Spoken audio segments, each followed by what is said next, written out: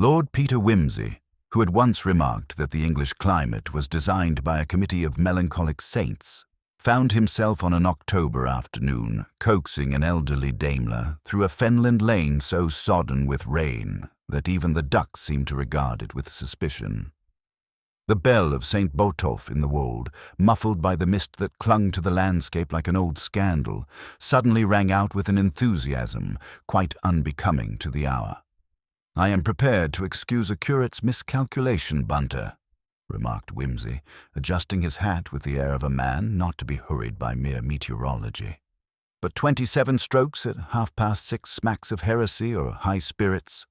The Church of England, if I may say so, is not generally given to excess."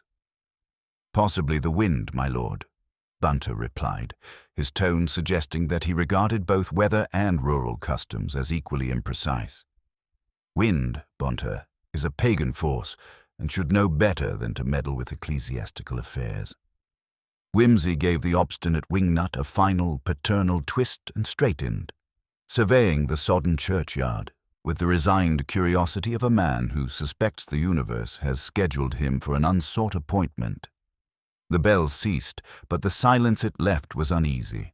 The church, hunched beneath its yews, looked less a house of God than an ancient animal, ill at ease with its own sanctity. At that moment, from the shadow of the hedge, a figure lurched onto the lane. A man, city-dressed but rain-drenched, clinging to the gatepost as though he had misjudged both train timetables and the natural laws of physics. "Please, there's been an accident at the church," he gasped. Then, apparently deciding that the ground was the most reliable of all available supports, collapsed rather apologetically. Bunter, ever efficient, had the fellow upright and propped in the Daimler before Wimsey had finished examining the line of puddles for metaphysical significance. "In the vestibule," the stranger managed. "The vicar, someone." "The vestibule?" Wimsey inquired with a note of pedantry. "Or the narthex, if one is to be precise. Ecclesiastical architecture, Bunter, is a field sadly neglected by the modern education system." The man, who gave his name as Basil Ellicott, could only gesture feebly towards the church doors. Wimsey, with an air of mild exasperation, led the way beneath the porch, where the rain, unphilosophical and persistent, paid little heed to sacred stone. Inside, among the scents of cold stone, beeswax, and a faintly ecclesiastical damp, lay a man on the tiled floor, his posture too careful for an accident, too composed for sleep. Bunter's lantern revealed the details: a neat mustache, city shoes barely muddied, a faint burn at the mouth, and, curiously, a shard of dark glass clutched in one hand. "Not a stroke," murmured Wimsey. "Bunter," the lips. A subtle, bitter scent, no vulgar whiff, of almonds, but something sharper, lingered in the vestibule's restless air. The victim's umbrella, untouched by rain, stood stiffly by a table of parish newsletters. September's, naturally, though October was well advanced. "Curious," Wimsey observed. "A man dies here, yet brings in no weather with him. And tallow on the bell rope, Bunter, see? Someone rang who did not know the virtue of electric buttons. And this, ash, but not cigar ash, by the boot. Our friend has not been here long. The fingers are still supple." Inspector Thurkell arrived, as country inspectors do, with a fortitude weathered by parish fates and domestic disputes. Wimsey introduced himself with the usual mixture of charm and mild provocation, and together they examined the scene. A lantern with tallow wax rather than beeswax, a dry umbrella, a mat turned recently, and a small dark stain on the floor. The vicar, Reverend Vale, entered, apologizing for lateness, occasioned by ministering to the dying. His wife, it seemed, was abed with a headache. The church's keys were habitually kept safe, yet the door had been found ajar. No one, it appeared, had cause to be in the church at such an hour. Wimsey, meanwhile, busied himself with questions about candles, church customs, and the peculiarities of village routine. each query apparently irrelevant, yet each noted by Bunter with the sober diligence of a man who suspects nothing is ever truly irrelevant to his master. The scene concluded as the body was respectfully removed, the church sealed, and Wimsey, Bunter, and the shaken Ellicott retired to the Wold Arms, where a good fire and a bad whiskey awaited. Wimsey, reflecting on the paradox of death in a vestibule, a place of entry and transition, remarked, "It is a little pause between the world and God. Dying there looks malicious, or merely well planned." And with that, he lapsed into an irrelevant argument about cricket, leaving the question of murder, like the October rain, hanging in the air, unresolved but unmistakably present. 2. The domestic unravels. The parlour of the Wold Arms possessed that peculiar chill which afflicts country inns when the fire has been lit more from duty than conviction. Wimsey arranged himself in a chair that creaked with the authority of age, while Bunter attended to the practical matter of securing rooms and extracting useful intelligence from the landlord, a process he conducted with that combination of deference and persistence that made him invaluable in such circumstances. Basil Ellicott, somewhat restored by brandy and the democratic warmth of coal fire, proved upon closer examination to be a solicitor from Lincoln, a fact he announced with the weary precision of a man accustomed to explaining his presence in inconvenient places at inconvenient hours. "Ellicott and Partners, Bailgate, Lincoln," he said, producing a card with the reflexive gesture of his profession. "I came down on a matter of some delicacy concerning the late Mrs. Agatha Winterbourne. Her will has occasioned certain irregularities." "Ah," said Wimsey, selecting a cigarette with the deliberate care of a man who suspects that details, however small, may prove significant. "The sort of irregularities that bring solicitors to Fenland churches in October rain, I take it?" Ellicott dabbed at his forehead with a handkerchief that bore the honest dampness of genuine distress. "Mrs. Winterbourne left her entire estate, some £4,000 in the cottage at Mill End. Not to her nephew Harold, as everyone expected, but to St. Botolph's Restoration Fund. The nephew is displeased would be an understatement." £4,000, Wimsey observed, "is sufficient to displease a nephew considerably. Had you arranged to meet Reverend Vale about this matter?" "At 6 o'clock, yes. I sent a wire yesterday, but you know how these country communications can be. When I arrived at the Arms at 6:15, he gestured toward the clock above the bar. The rain had just begun in earnest. The landlord's boy offered to show me to the vicarage, but seeing lights in the church, I thought to find the Reverend there. The south door stood slightly ajar." Wimsey's eyebrows rose with polite interest. "And what did you discover in this ecclesiastical threshold?" "The gentleman lying there, quite still, quite composed. Not like a man who had fallen, if you understand me." I called out, but there was no answer. I found the little hurricane lamp in the porch and lit it rather clumsily. The matches were damp. And then I rang the bell because it seemed the only way to summon help. 27 strokes, Wimsey murmured, which shows either a fine sense of the dramatic or a deplorable ignorance of Anglican propriety. "You had never seen the deceased before?" "Never, though." Ellicott frowned, pursuing some elusive thread of memory. "There was something familiar about the face, the profile, perhaps. But no, I am quite certain we had never been introduced." Bunter materialized at Wimsey's elbow with the silent efficiency of a well-trained spectre. "The landlord has been most informative, my lord. The deceased gentleman arrived this afternoon on the 4:15 from Lincoln, gave his name as Smith, paid for one night's accommodation in advance, and inquired particularly about the location of St. Botolph's Church and the habits of Reverend Vale." "Mr. Smith," Wimsey mused, "how refreshingly unimaginative. Did our mysterious Smith express any specific interest in church affairs?" "Indeed, my lord. He asked whether the Reverend kept regular hours, when he might be found at the church, The landlord found it curious, as Mr. Smith claimed to be a distant relative seeking to surprise the Reverend with a visit. Inspector Thurkell, who had been warming his large hands at the fire with the patient air of a man accustomed to letting London gentlemen exhaust their theories before applying common sense, looked up with interest.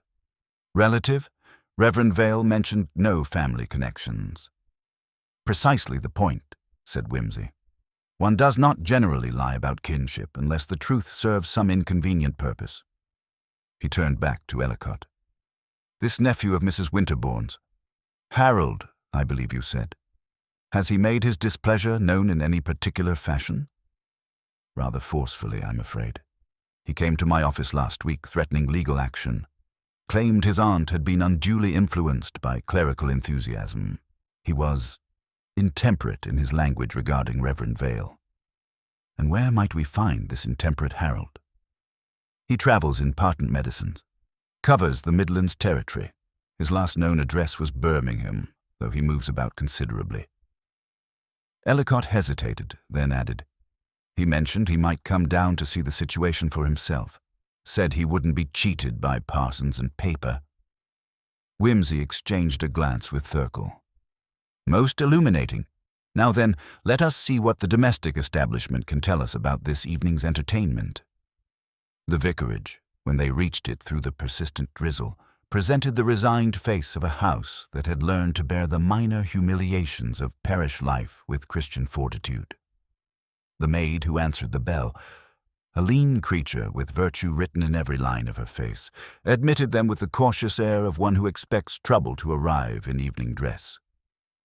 "Ivy Potts," she announced herself, glancing uncertainly between Wimsey's elegant figure and Thurkell's official presence. "His Reverence is in the study, if you'll wipe your feet proper."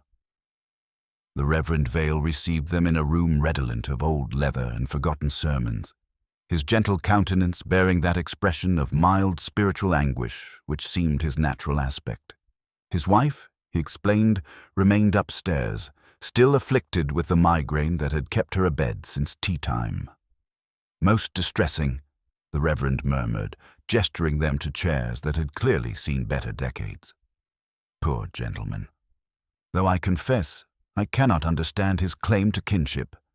I have no living relatives whatsoever. It has long been a source of parish sympathy." "Yet he knew enough to seek you at the church," Wimsey observed. "Tell me, Reverend, at what time did you lock the church this evening?" 5:30, as is my custom. I'd been arranging the hymn numbers for Sunday's service. The sexton, Potts, had already secured the vestry. We keep the church locked after dark, except for special occasions." "And there was no special occasion last evening?"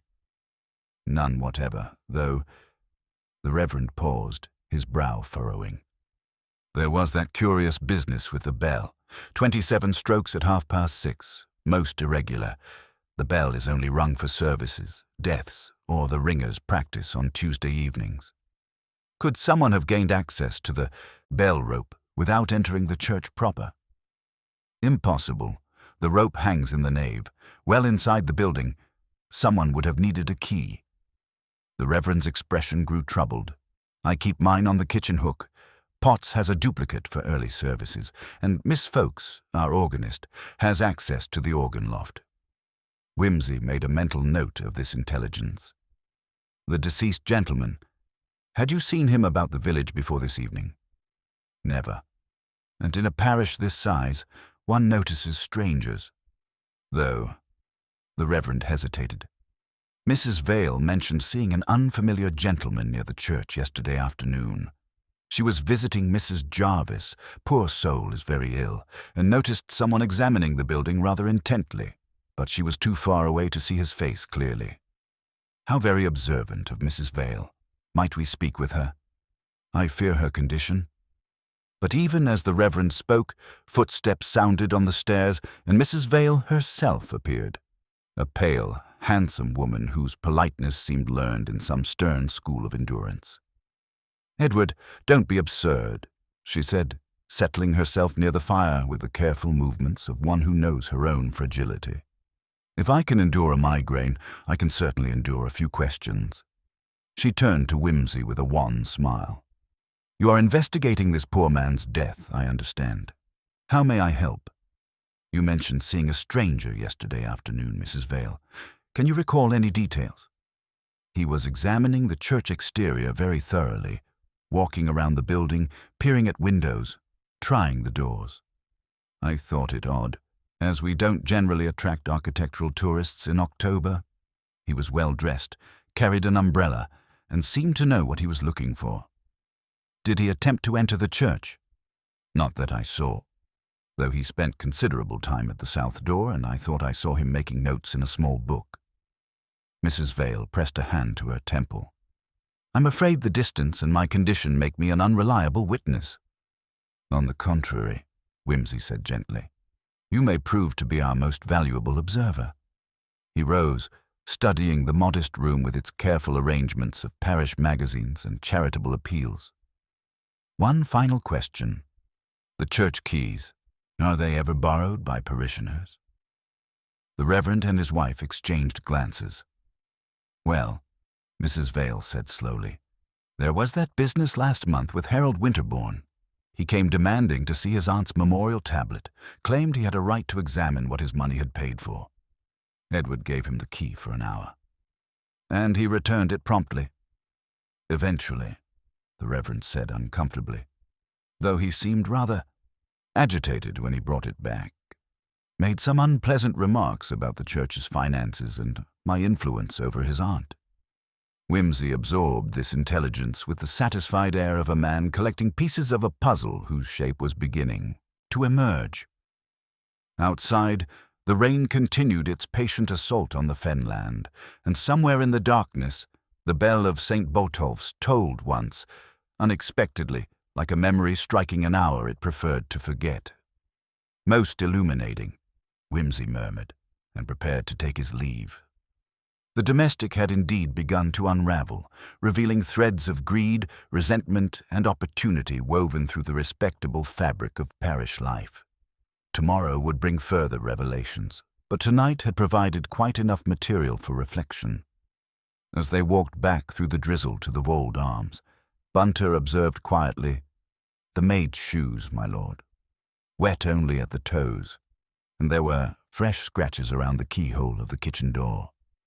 "Gossiping shoes and talkative locks," Wimsey replied. "Tomorrow, Bunter, we shall discover what other secrets the good people of St. Botolph have been keeping from themselves."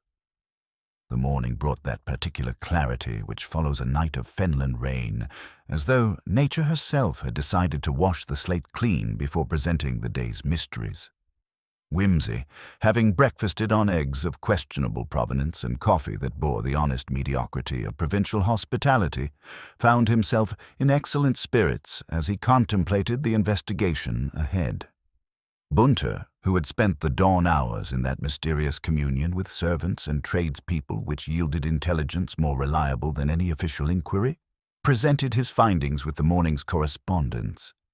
"Harold Winterbourne, my lord, has indeed been in the vicinity, took rooms at the Green Man in Little Wickham yesterday afternoon, paid in advance, and made numerous inquiries about St. Botolph's church and Reverend Vale's reputation among the local gentry. The landlord describes him as agitated and muttering about parsons and justice." "How refreshingly direct," observed Wimsey, consulting his pocket watch with the precision of a man who believes punctuality to be a cardinal virtue. "And our mysterious Mr. Smith's afternoon perambulations?" "Most illuminating, my lord." After registering at the Arms, he proceeded immediately to the church and spent nearly 2 hours examining the building with what the sexton described as professional thoroughness. He appeared particularly interested in the vestibule arrangements and made several attempts to peer through the windows, a reconnaissance worthy of a military campaign. Wimsey rose, adjusting his coat with the air of a man preparing for intellectual battle. "I think we shall examine yesterday's scene in proper daylight before pursuing our obvious suspect. There is nothing so dangerous as an obvious suspect, Bunter. They have a deplorable tendency to be either entirely innocent or insufficiently interesting." Inspector Thurkell met them at St. Botolph's south door, keys in hand and bearing the expression of a man who had spent the night wondering why murders couldn't occur during regular business hours. The church, relieved of its nocturnal mysteries by morning sunshine, revealed itself as a modest Norman structure whose later additions spoke of centuries of faithful compromise between architectural ambition and parish funds. Dr. Hartwell's preliminary examination confirms poisoning, Thurkel announced without preamble. Something alkaloid-based, administered orally. The glass fragment proves to be from a small pharmaceutical vial, the sort used for concentrated medicines. No signs of struggle. The gentleman appears to have died quite peacefully, though not necessarily willingly. Wimsey examined the vestibule with renewed interest, morning light revealing details that lantern glow had obscured. Fresh scratches marked the collection box near where the deceased had lain, and a small burn mark scarred its wooden surface. Most significantly, tallow drips from the previous evening's candle work had hardened into tiny pools of evidence. Bunter observed the lamp oil reservoir, half full, yet someone felt compelled to supplement it with additional illumination. Our friend required more light than standard ecclesiastical fixtures provided. Wimsey knelt beside the collection box, producing a magnifying glass with conjurer's timing.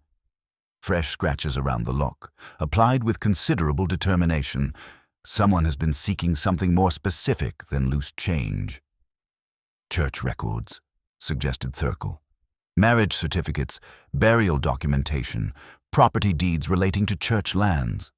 The sort of documents that might prove or disprove inheritance claims. Precisely. Wimsey straightened, brushing dust from his knees with fastidious care. I begin to suspect our Mr. Smith and the indignant Harold Winterbourne may have shared more than a mutual interest in ecclesiastical architecture. Their systematic examination of the church yielded additional intelligence. The organ loft, accessible by narrow stairs, commanded an excellent view of the nave and vestibule. Miss Fowkes, when consulted, proved to possess the sharp eyes and sharper memory of a woman accustomed to observing parish affairs with professional interest. "That gentleman yesterday afternoon," she confirmed, "spent considerable time walking around the building, examining everything most intently, and I could have sworn I saw a light in the church around tea time, just a flicker, as though someone had struck a match." More significantly, she revealed Harold Winterbourne's previous interest in church records during his visit the month prior. He claimed he wanted to verify his aunt's memorial, but he spent far more time examining other entries, particularly the older burial registers. Most peculiar behavior for a grieving nephew. The investigation's momentum accelerated when a breathless constable arrived with intelligence that transformed suspicion into certainty. Harold Winterbourne had been apprehended 10 miles distant, attempting to flag down a lorry after abandoning his motor bicycle in a ditch. His explanation, that he had come to have it out with Reverend Vale about his aunt's will, had found the church door ajar, entered briefly but seen no one, then panicked at the sound of the bell and fled, placed him squarely at the scene with clear motive and opportunity. Additional evidence accumulated with satisfying rapidity. The landlord at the Green Man confirmed Winterbourne's agitated state and his specific inquiries about church schedules. Ivy Potts, when gently pressed, admitted to seeing 2 gentlemen near the vicarage kitchen door around 5:20, one attempting to access the lock, another hurrying along the hedge with his hat pulled low. The kitchen door bore fresh scratches, consistent with amateur lock-picking attempts. Most damning of all, Bunter's investigations revealed that Winterbourne's employer, Midland Hygienic Products, carried precisely the sort of alkaloid-based preparations that could have produced the deceased's symptoms. The man had motive, means, opportunity, and had fled the scene.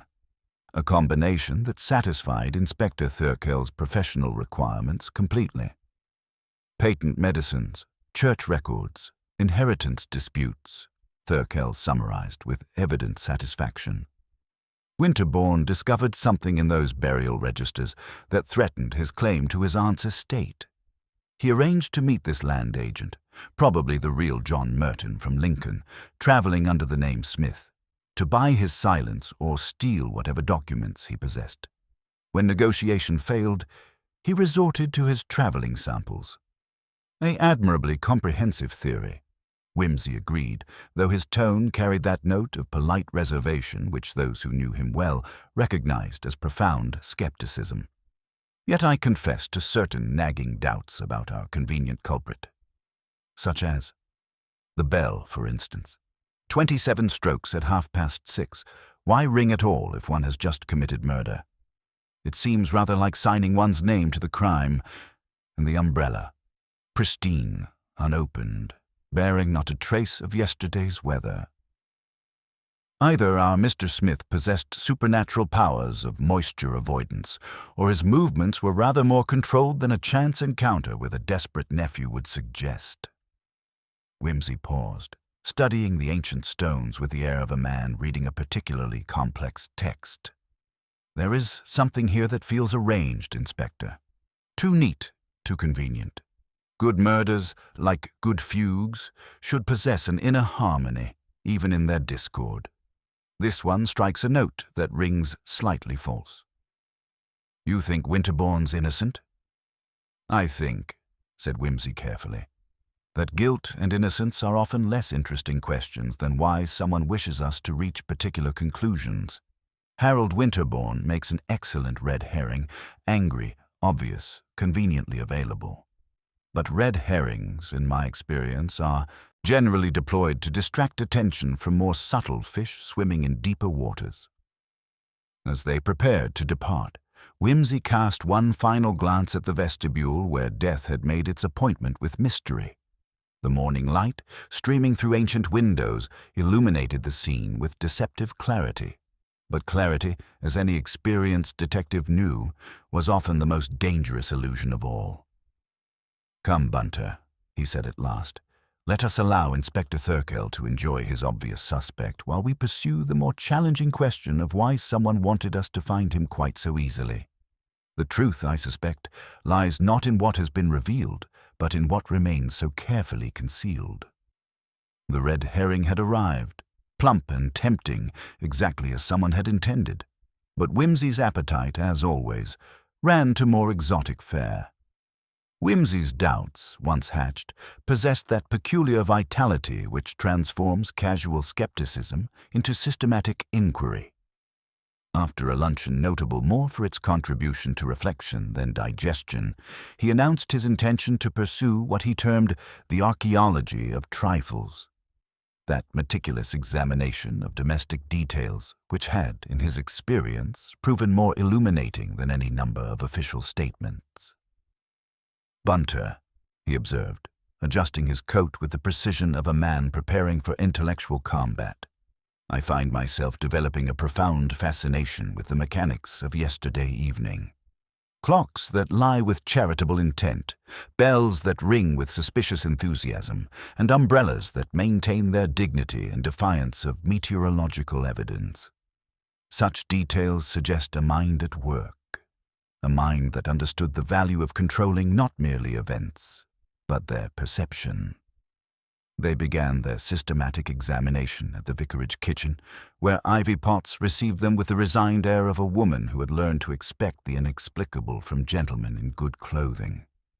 Wimsey's attention fixed immediately upon the brass hook where the church key habitually resided.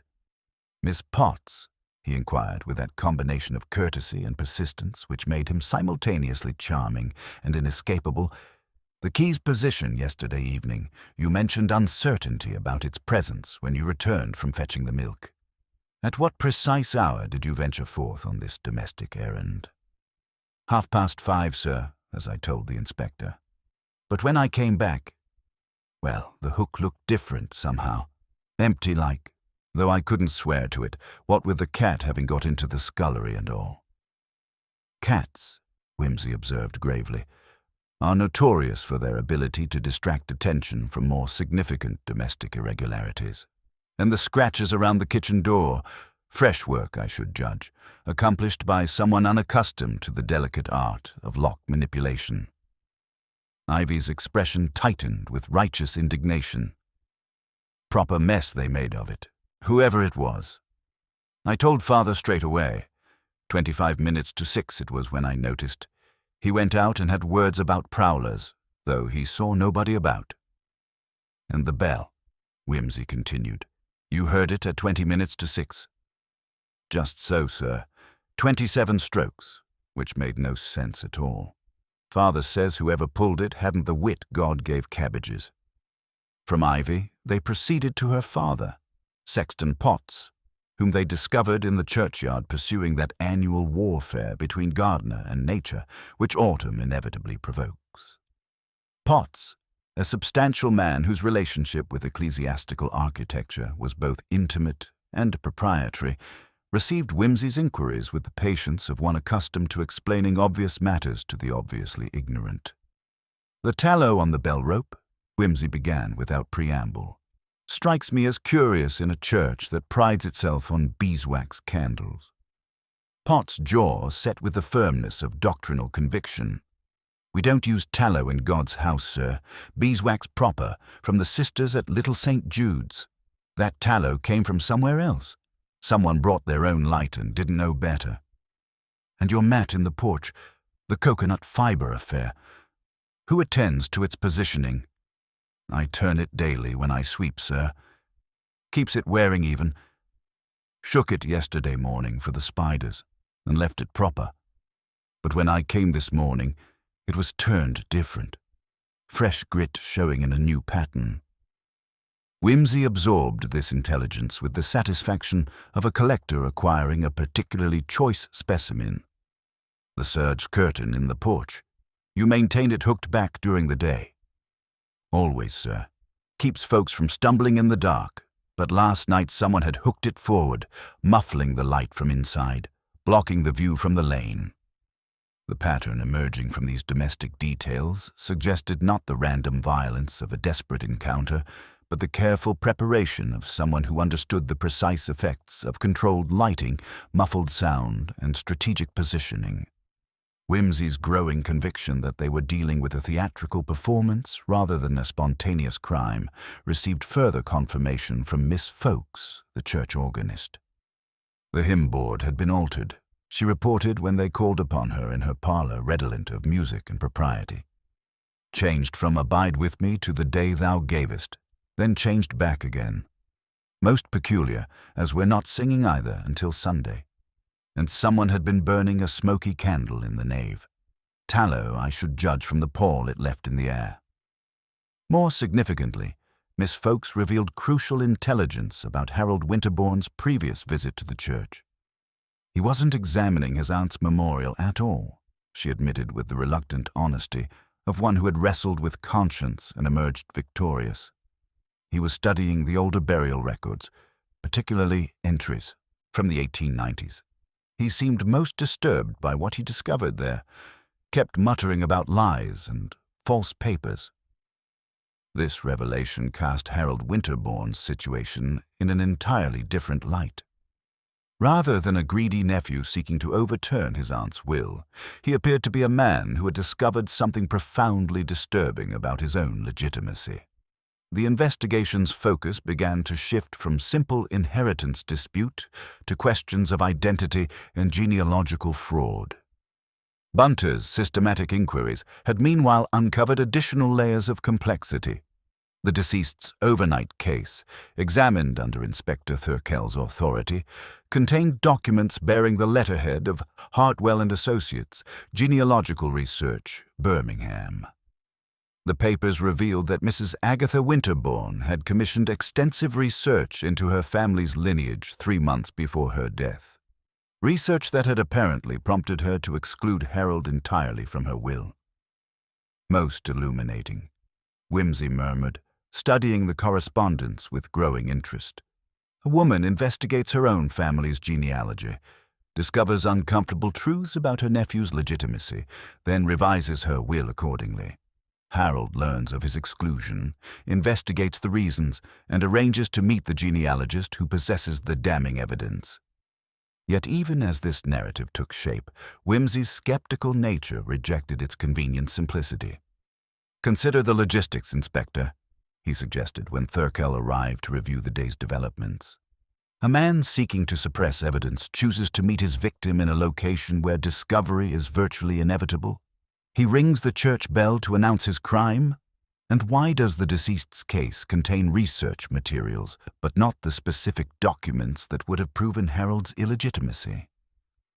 The afternoon's investigations had revealed a web of careful preparation underlying the previous evening's events. Someone had controlled lighting, sound, and visibility with theatrical precision. The question remained whether Harold Winterbourne possessed the sophistication to orchestrate such elaborate staging, or whether he had been positioned as conveniently as the hooked curtain and turned mat. "We are dealing with a mind that thinks in terms of scenes and effects," Wimsey concluded as they prepared to return to the Wold Arms. "Someone who understood that the appearance of guilt can be more valuable than guilt itself, and that the most effective deceptions are those that allow their victims to deceive themselves." The red herring had indeed arrived, plump and tempting, exactly as someone had intended. But Wimsey's appetite, as always, ran to more exotic fare, and he suspected that the evening's further investigations would reveal just how carefully this particular dish had been prepared for consumption. The evening brought with it that particular quality of Fenland twilight which transforms even the most methodical investigation into something approaching archaeological excavation. Wimsey, having spent the afternoon in what he termed chronological archaeology, now found himself confronting the uncomfortable truth that time itself had become an unreliable witness, not through any cosmic malfunction, but through the deliberate manipulation of someone who understood that controlling the perception of events was often more valuable than controlling the events themselves. "Bunter," he announced, consulting his pocket watch with the reverence of a man who regarded punctuality as a fundamental principle of civilized existence. "I propose to test the mechanics of yesterday's performance with the precision of a Swiss clockmaker and the skepticism of a Scottish banker. If our unknown dramatist has staged this affair with the sophistication I suspect, then every element of timing will prove to have been calculated to the minute." Dr. Hartwell arrived bearing intelligence that transformed their understanding of the crime entirely. His more detailed examination had revealed not merely the alkaloid poisoning they had suspected, but a preliminary drugging that cast the entire sequence of events in a new and considerably more sinister light. The deceased was administered laudanum approximately 1 hour before the fatal dose, the doctor reported with professional precision. He would have been unconscious, or nearly so, for at least 30 minutes before receiving the poison that actually killed him. Death occurred between 5:30 and 20 minutes to 6, but the gentleman had been rendered helpless well before that.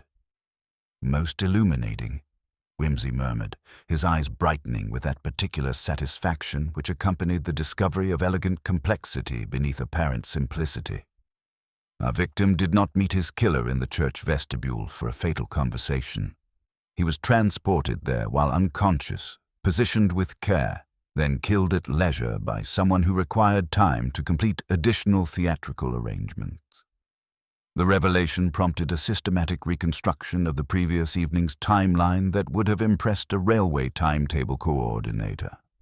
Wimsey assembled the available witnesses, Inspector Thurkel, the Reverend Vale, Miss Fowkes, Sexton Potts, and a somewhat reluctant Mr. Ellicott for what he termed an exercise in collaborative chronometry. They began with the church clocks themselves. The station master at Little Wickham confirmed that his telegraph-synchronized timepiece had shown the Lincoln train arriving at precisely 4:53. The landlord at the Wold Arms, when pressed, admitted his establishment's clock ran consistently 5 minutes slow, a detail that transformed Mr. Ellicott's claimed arrival time from 6:15 to 6:10 by accurate measurement, and his actual departure from the inn from 5:57 to 6:02. "Human testimony," Wimsey observed with evident amusement, "possesses that charming flexibility which allows it to conform to emotional necessity rather than temporal precision." Mr. Ellicott's compressed timeline reflects not deliberate deception, but the natural tendency of a shaken mind to edit unpleasant experiences into more manageable narratives. The systematic examination of the church's acoustic properties proved equally revealing. Wimsey positioned witnesses at strategic points throughout the village, while Bunter rang the church bell in carefully measured sequences. The results demonstrated that the famous 27 strokes could indeed have been heard at 20 minutes to 6, exactly as Ivy Potts had reported, but that the sound would have been muffled significantly if the porch curtain had been drawn forward and the south door partially closed. Someone understood the precise acoustic effects of architectural arrangement, Wimsey concluded. The first bell ringing occurred with the church configured to minimize the sound's carry, a signal intended for someone nearby rather than a general alarm. The second ringing, when Mr. Ellicott arrived, occurred with the church arranged for maximum acoustic impact. The physical evidence supported this theory of deliberate staging with uncomfortable precision. The deceased's umbrella, standing pristine and untouched by rain, indicated he had been brought to the church before the weather deteriorated.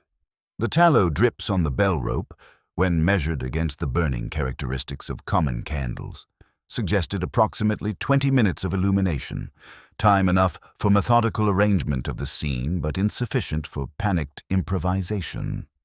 Most significantly, the scratches around the collection box lock showed the patient persistence of someone working without time pressure rather than the desperate haste of a murderer seeking quick escape. The burn mark on the wooden surface indicated a candle had been placed there deliberately, providing light for extended work rather than being dropped in panic. We are observing the residue of a performance that required nearly an hour of preparation, Wimsey announced as they concluded their systematic examination. The laudanum was administered at the Wold Arms around 4 o'clock. The victim was transported to the church during the brief window when Ivy Potts was absent and the key accessible.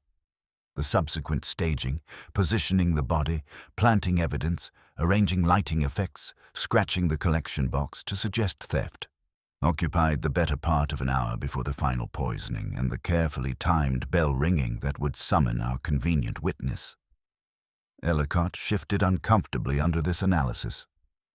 "I arrived when I said I did," he protested. "Perhaps a few minutes difference in the clocks, but—" "Indeed," Wimsey agreed with dangerous mildness. "You arrived precisely when someone expected you to arrive. The question is whether that timing represents coincidence or calculation." The investigation had revealed not merely a murder, but a theatrical production of considerable sophistication. Someone had orchestrated every element, from the initial drugging through the final discovery, with the precision of a military campaign and the psychological insight of a practiced manipulator. Harold Winterbourne, whatever his other failings, lacks both the pharmaceutical knowledge and the theatrical sophistication to have managed such elaborate staging, Wimsey concluded as they prepared to depart the church. "We are dealing with someone who studied this situation extensively, understood the psychology of guilt and suspicion, and positioned our obvious suspect as perfectly as every other prop in this carefully arranged scene." The chronology had been tested and found to reveal not the simple narrative of desperate violence, but the complex architecture of premeditated deception. Someone had transformed murder into theater, guilt into performance, and investigation into the unwitting consumption of a carefully prepared red herring. "Tomorrow," Wimsey announced as the evening mist began to gather around St. Botolph's ancient stones, "we shall discover who possessed both the knowledge to stage such an elaborate deception and the motive to require Harold Winterbourne's convenient destruction. The truth, I suspect, lies not in what we have been shown, but in what we have been so artfully prevented from seeing." The pieces of the chronological puzzle had fallen into place with disturbing precision, revealing not the random violence of a desperate man, but the calculated artistry of someone who understood that the most effective murders were those that appeared to solve themselves. The morning brought with it that particular clarity which follows a night of methodical detection as though the very act of systematic inquiry had swept away the cobwebs of confusion that typically shroud provincial mysteries. Wimsey, having spent the dawn hours in correspondence with various professional contacts throughout the Midlands, found himself in possession of intelligence that transformed their understanding of the previous evening's carefully orchestrated performance. "Bunter," he announced with evident satisfaction, "our mysterious Mr. Smith proves to be a creature of considerably more complexity than his pedestrian alias would suggest. The real John Merton of Hartwell and Associates remains safely ensconced in his Birmingham office, blissfully unaware that his identity has been borrowed for purposes both genealogical and larcenous." The telegrams that Bunter had coaxed from the reluctant provincial postal system revealed a web of professional deception worthy of a practiced confidence artist. The deceased had indeed been Colin Dacre, a freelance researcher of flexible ethics who specialized in what the genealogical profession euphemistically termed delicate family matters. His current commission, however, proved to be far more complex than the simple verification of Harold Winterbourne's legitimacy. "Most illuminating, my lord," Bunter reported with the satisfaction of a man who had successfully excavated truth from bureaucratic sediment. Mr. Dacre had been engaged not merely to investigate the Winterbourne lineage, but to research the ownership history of Mill End Cottage itself. Mrs. Agatha Winterbourne, it appears, had developed doubts about her late husband's claim to the property and commissioned Dacre to investigate the legitimacy of their entire inheritance. Wimsey absorbed this intelligence with the pleased expression of a chess player discovering an unexpected tactical opportunity. "Ah, so our victim possessed not evidence against Harold Winterbourne, but evidence concerning the fundamental legitimacy of the entire Winterbourne claim to Mill End. Someone who stood to benefit from Mrs. Winterbourne's charitable bequest had considerably more at stake than we initially suspected." The investigation's focus shifted immediately to the genealogical records that had so fascinated both Harold Winterbourne and the mysterious Dacre during their respective visits to St. Botolph's. Wimsey's systematic examination of the parish registers, conducted with Reverend Vale's somewhat bewildered assistance, revealed a pattern of entries that suggested careful editorial attention over the decades. "Observe, Bunter," Wimsey noted, indicating a series of baptismal records from the 1890s, the curious uniformity of certain handwriting across entries that should span several years in multiple clerical hands. Someone has been maintaining these records with unusual diligence, ensuring that particular genealogical connections remain clearly documented while others fade into convenient obscurity. The trail led inevitably to the Folkes family, whose presence in the parish extended back through several generations of careful record-keeping. Miss Evelina Folkes, when approached with Wimsey's characteristic combination of courtesy and persistence, proved to possess that particular variety of family pride which manifests as protective secrecy. "My sister married well," she admitted with the grudging honesty of one who had wrestled with conscience and emerged victorious. "Constance always understood the value of proper connections and careful positioning.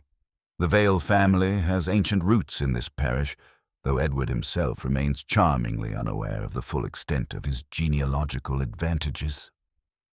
The revelation that Mrs. Vale had been born Constance Mary Folkes cast her household's modest prosperity in an entirely new light. Wimsey's subsequent inquiries into the vicarage's financial arrangements revealed a pattern of careful investment and strategic property management that seemed remarkably sophisticated for a clergyman's wife, dependent upon parish charity. "Railway shares," Mrs. Vale explained when pressed about their comfortable circumstances, her tone carrying that note of patient condescension which wives employ when discussing matters beyond their husband's comprehension. "My late father's investments proved unexpectedly profitable, allowing us to maintain appearances appropriate to Edward's position." Yet Bunter's systematic investigation of public records revealed no evidence of such paternal largesse. Indeed, the late Mr. Folkes appeared to have died intestate. leaving debts rather than assets. The vicarage's increasing prosperity over recent years suggested sources of income that bore no relation to clerical stipends or inherited railway shares. "Most curious," Wimsey observed, as they reviewed the accumulated evidence in the Wold Arms parlour. "A woman whose father left nothing but debts somehow manages to fund a lifestyle that would challenge a successful merchant's resources. Either Mrs. Vale possesses investment acumen that would impress the governors of the Bank of England, or she has discovered alternative sources of revenue that require no explanation to a trusting husband." The investigation's most damning revelation came through Dacre's own papers, recovered from his overnight case and bearing the professional thoroughness that had made him valuable to clients seeking uncomfortable truths. His research had uncovered evidence that the current Winterbourne claim to Mill End Cottage rested upon forged documents dating from the 1840s, and that the legitimate heir to the property was not Harold Winterbourne, but someone whose claim had been systematically obscured through decades of careful genealogical manipulation. "The Reverend Edward Vale," Wimsey announced with quiet satisfaction, "is the legitimate descendant of the original property owner. His grandfather's claim was suppressed through documentary fraud, allowing the Winterbourne family to maintain possession through what amounts to a 60-year confidence trick. Mrs. Agatha Winterbourne's bequest to the Church Restoration Fund was her attempt to return the property to its rightful owner without creating public scandal." The irony was exquisite in its cruelty. Mrs. Vale had been systematically embezzling from church funds, while her husband remained unaware that he was the legitimate owner of property worth considerably more than her accumulated thefts. She had allowed him to accept charity while denying him his birthright, positioning herself as the beneficiary of crimes committed ostensibly for his protection. "Dacre's murder becomes comprehensible," Wimsey continued, his tone carrying that note of judicial precision which marked his most significant deductions. He possessed evidence that would have exposed not merely the fraudulent nature of the Winterbourne inheritance, but Mrs. Vale's systematic theft from her own husband's legitimate estate. His death serves multiple purposes. It eliminates the threat of exposure, discredits his research through association with criminal violence, and positions Harold Winterbourne as a convenient scapegoat whose obvious guilt would prevent deeper investigation. The theatrical staging of the murder now revealed its full sophistication. Mrs. Vale had orchestrated every element with the precision of a military campaign, from the initial drugging at the Wold Arms through the carefully timed bell ringing that summoned their unwitting witness. Her experience organizing parish pageants had provided both the practical skills and the psychological insight necessary to transform murder into performance.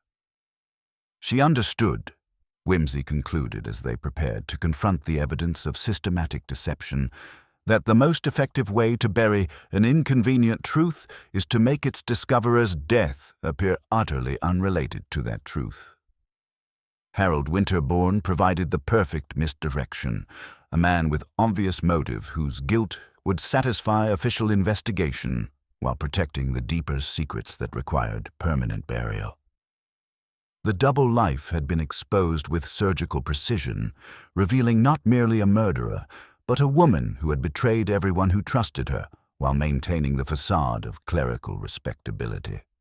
Tomorrow would bring the final confrontation, but tonight had revealed the full architecture of a deception that had transformed family charity into systematic fraud and genealogical research into a death sentence. As the fenland mist gathered around St. Botolph's ancient stones, Wimsey reflected upon the peculiar justice that had brought a genealogist seeking to restore legitimate inheritance to his death at the hands of someone who had spent years stealing from her own husband's birthright. The truth, as always, proved more complex and considerably more disturbing than the convenient fiction that had been so carefully prepared for official consumption. The morning brought with it that particular quality of fenland light which transforms even the most methodical investigation into something approaching revelation.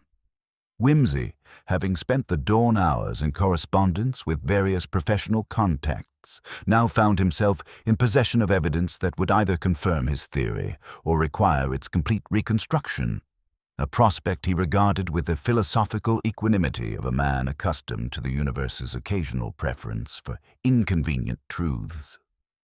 "Bunter," he announced, consulting his pocket watch with the reverence of a man who believed that temporal precision was essential to moral clarity, "I propose to test our accumulated theories against the stubborn facts of provincial commerce and domestic arrangement.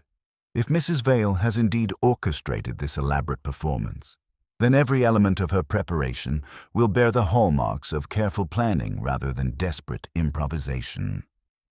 Their first destination proved to be Gull and Pike, chemists whose narrow frontage in Little Wickham exhaled that agreeable combination of lavender, paregoric, and faint carbolic which marked honest pharmaceutical endeavor. Mr. Gull, a gentleman whose whiskers suggested confidence in both empire and the reliability of measured doses, produced his daybook with the resigned efficiency of a man who understood that parish peace depended upon the orderly documentation of medicinal purchases. "Chlorodyne," he confirmed, consulting entries with professional precision. "Mrs. Vale purchases it regularly for her migraines. Dark glass bottles, 1 ounce each, taken fortnightly. The last purchase was October 10th, but she returned on the 17th, yesterday afternoon that would be, requesting an additional bottle. Most unusual, as she typically maintains careful intervals between purchases." "The timing of this additional purchase?" Wimsey inquired with that note of casual interest which those who knew him well recognized as profound attention. 4:40 precisely, my lord. I recall it particularly because the afternoon post arrived wet, and the ink on her label required special care. She waited while I prepared it, which struck me as curious. Mrs. Vale typically sends the maid for such routine matters.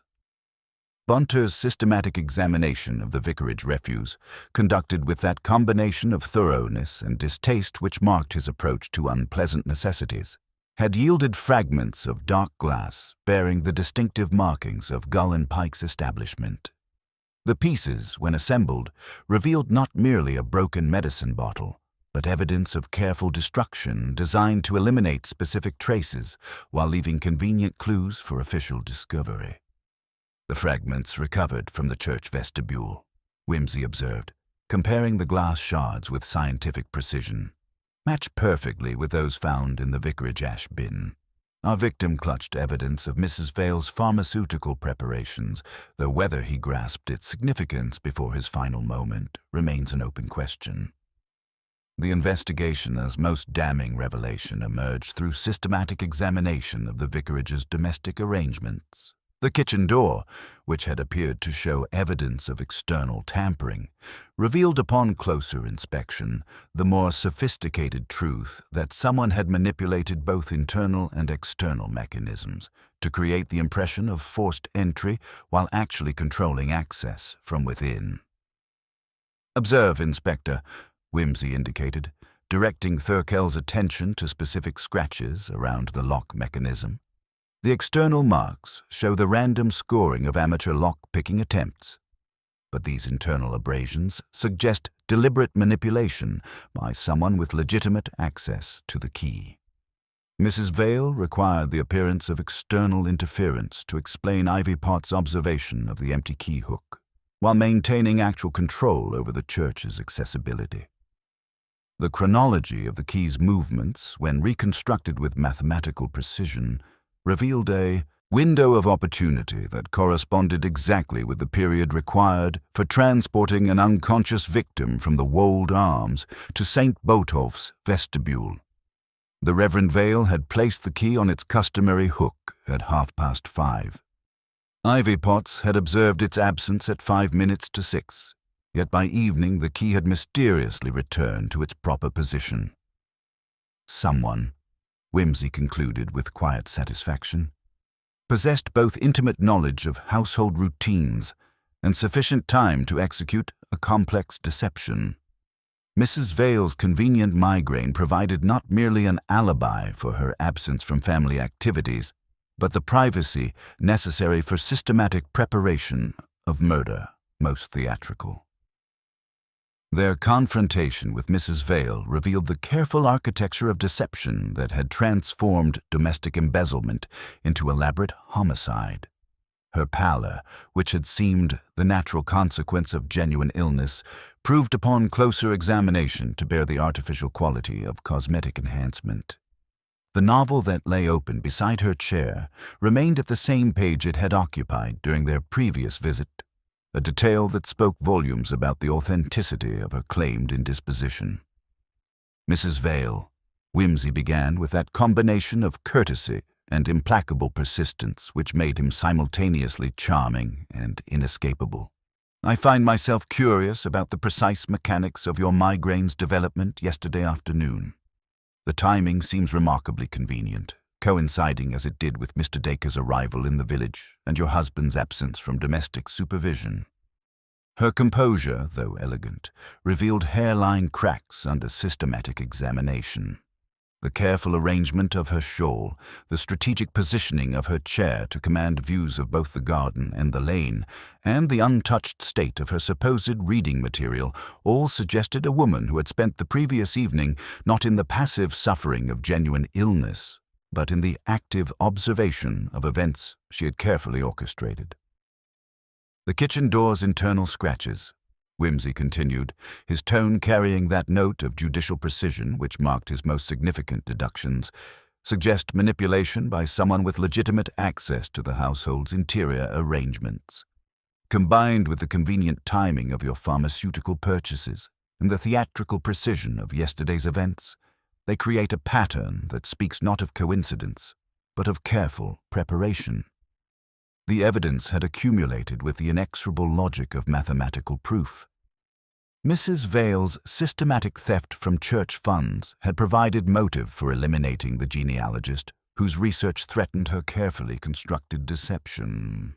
Her intimate knowledge of parish routines had enabled the precise timing necessary for transporting an unconscious victim. Her pharmaceutical purchases had supplied both the means for initial drugging and the materials for final poisoning.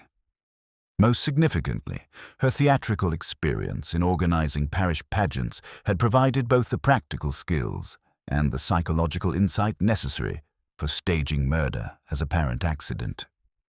"You have constructed an admirable performance," Wimsey observed, as Mrs. Vale's careful composure began to reveal the strain of maintaining elaborate deception under systematic examination. Every element calculated to direct suspicion toward Harold Winterbourne while concealing your own systematic betrayal of everyone who trusted you. Yet theatrical productions, however carefully rehearsed, invariably leave traces of their artifice, and those traces, Mrs. Vale, have proven remarkably illuminating. The twist in the testimony had been revealed not through dramatic confession, but through the patient accumulation of domestic details that spoke more eloquently than any verbal admission. The broken medicine bottle, the manipulated door lock, the conveniently timed migraine, and the theatrical precision of the entire evening's events had combined to expose not merely a murderer, but a woman who had transformed family loyalty into systematic fraud and parish trust into elaborate betrayal. As the October afternoon gathered around St. Botolph's ancient stones, Wimsey reflected upon the peculiar justice that had brought systematic deception to light through the very precision of its execution. Mrs. Vale had understood that controlling the perception of events was often more valuable than controlling the events themselves, but had failed to appreciate that excessive control inevitably reveals the presence of a controlling mind. The stage was now set for the final confrontation, but the careful architecture of deception had already been exposed with surgical precision, revealing not the desperate violence of a panicked criminal, but the calculated artistry of someone who had transformed murder into performance and guilt into an elaborate theatrical production designed to destroy everyone except its true architect. The evening brought with it that particular quality of Fenland twilight which transforms even the most methodical investigation into something approaching theatrical revelation. Wimsey, having spent the afternoon in systematic demolition of Mrs. Vale's carefully constructed deception, now proposed what he termed with characteristic precision an exercise in applied dramaturgy, the reconstruction of the previous evening's performance with all the principal players present to observe the mechanics of their unwitting participation. "Inspector," he announced to Thurkel with that combination of courtesy and implacable purpose which made him simultaneously charming and inescapable, "I find that truth, like fine wine, benefits from proper presentation. The human mind, left to its own devices, prefers comfortable lies to inconvenient facts. Our task is to make the truth so elegantly undeniable that even the most obstinate intellect must acknowledge its validity." The gathering at St. Botolph's Vestibule at precisely 6 o'clock, the very hour of the previous evening's carefully orchestrated performance, included all the essential witnesses to the elaborate deception. Reverend Vale arrived bearing his customary expression of gentle bewilderment, while Mr. Ellicott maintained the careful attention of a legal mind confronting uncomfortable facts. Sexton Potts brought his granite certainty about ecclesiastical proprieties, and Ivy Potts her sharp-eyed knowledge of domestic irregularities. Most significantly, Mrs. Vale appeared swathed in elegant composure that nonetheless revealed hairline cracks under the pressure of systematic exposure. "My dear Mrs. Vale," Wimsey greeted her with old-world courtesy that seemed almost anachronistic in the damp chill of the ancient vestibule. "How good of you to join us for this modest review of yesterday's events. We seek merely to ensure that no detail, however apparently insignificant, escapes our collective attention." Bunter had arranged the scene with theatrical precision, positioning a hurricane lamp identical to the one Ellicott had discovered to cast the same flickering shadows that had concealed the previous evening's deadly performance. Wimsey began not with accusations or theories, but with the patient demonstration of physical evidence that spoke more eloquently than any verbal testimony.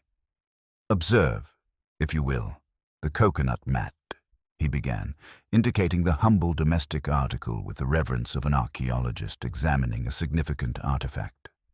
"Sexton Potts, you turned this mat yesterday morning in the course of your regular duties, leaving it positioned to show even wear.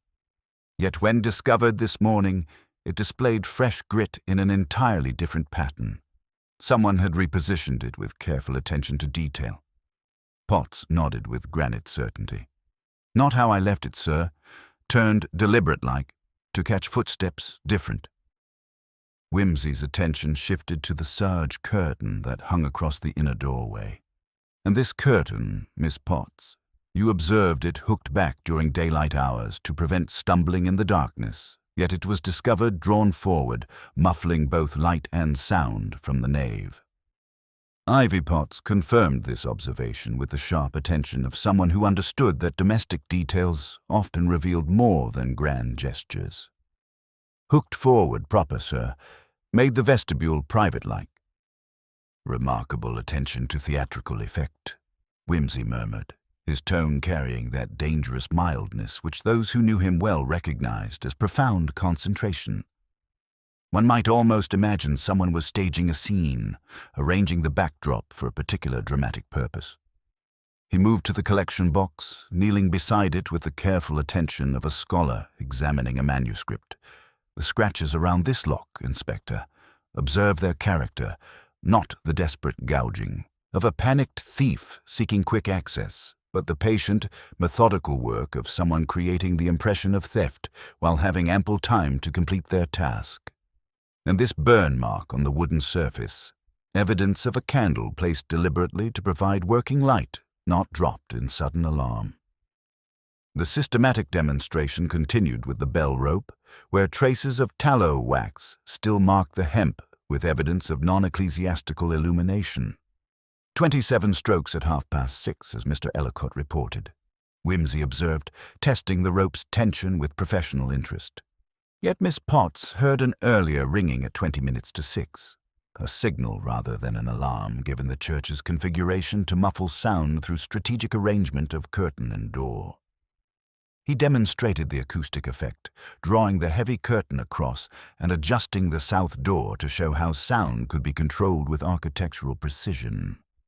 Someone who understood that the first ringing was intended for a specific recipient awaiting a predetermined cue, while the second served to summon our convenient witness at precisely the calculated moment. Reverend Vale, following these proceedings with the earnest attention of a student attempting to grasp complex theology, frowned with growing comprehension. But to ring the bell, someone would require access to the interior of the church. They would need a key. "Precisely, Reverend," Wimsey agreed, his gaze shifting to Mrs. Vale with judicial precision.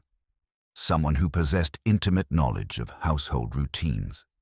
Someone who knew when the key would be placed on its customary hook in the vicarage kitchen, when the maid would be absent on her evening errands, and when your own pastoral duties would ensure your absence from domestic observation. From his pocket, he produced a small bottle bearing the distinctive label of Gull and Pike, chemists. "This represents the pharmaceutical evidence, Mrs. Vale. Chlorodyne purchased yesterday afternoon at 4:40, well beyond your usual therapeutic schedule. Combined with your convenient migraine that provided both alibi for absence from family activities and privacy for systematic preparation of elaborate deception." Mrs. Vale's composure, though elegant, revealed increasing strain under methodical examination. "My condition yesterday was genuine, Lord Peter.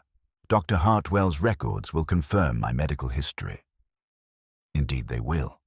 Wimsey agreed with that note of satisfaction which accompanied the confirmation of theoretical deduction through material evidence. "They reveal that your migraines follow a remarkably predictable pattern, occurring with suspicious regularity whenever parish business requires your temporary absence from domestic supervision. Most convenient for someone conducting unauthorized activities requiring privacy and precision." He moved to the organ loft stairs, his footsteps echoing in the ancient space with deliberate emphasis.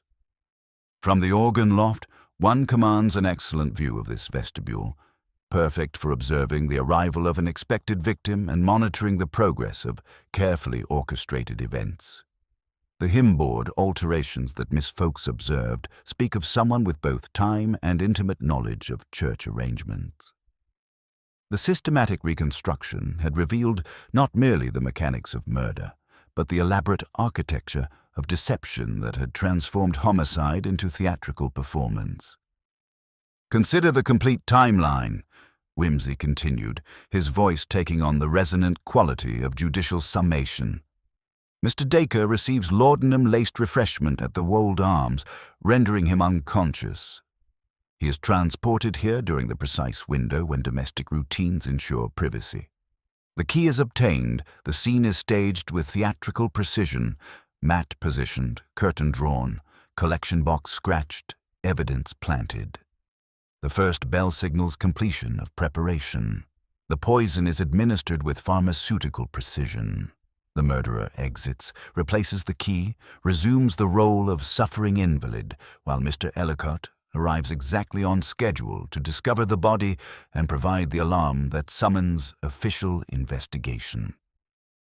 The demonstration had progressed with the inexorable logic of mathematical proof, each element building upon the last to create an architecture of evidence that admitted no alternative explanation. Mrs. Vale stood beside the ancient font, her silhouette framed by Gothic windows through which October twilight filtered with appropriate solemnity. Her careful composure now bore the unmistakable strain of someone whose elaborate performance had been dissected with surgical precision. Every detail, every seemingly irrelevant observation, points to a single calculating intelligence, Wimsey concluded, his tone carrying the finality of completed deduction. Someone who understood that controlling the perception of events was more valuable than controlling the events themselves. Someone who transformed murder into theater, positioning Harold Winterbourne as the perfect scapegoat while concealing the systematic financial fraud that provided the crime's actual motive.